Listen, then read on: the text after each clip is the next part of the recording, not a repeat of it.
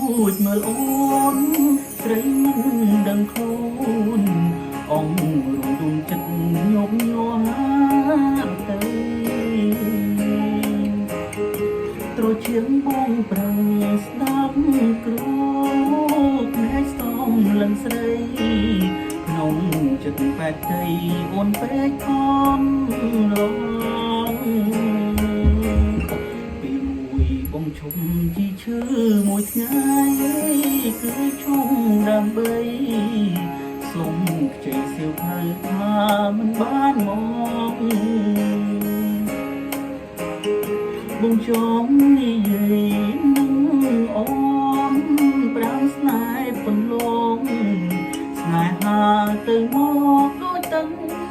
នឹងត្រីបងសូសេសុំបុណ្យស្នេហ៍ដាំក្នុងសៀវភៅមានមេដោយមានសំនេស្នេហ៍យ៉ាងពីរោមិនដឹងអូនគិតយ៉ាងណាខាងបងឬអានុគ្រូ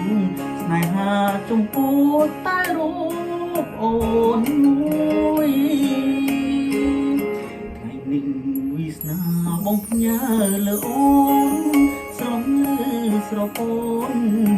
គឺស្មានមានសឹកអាចសម្រេចបាន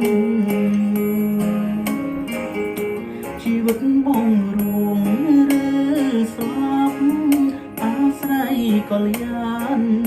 ស្នេហ៍មានន័យបានលោកអូនប្រ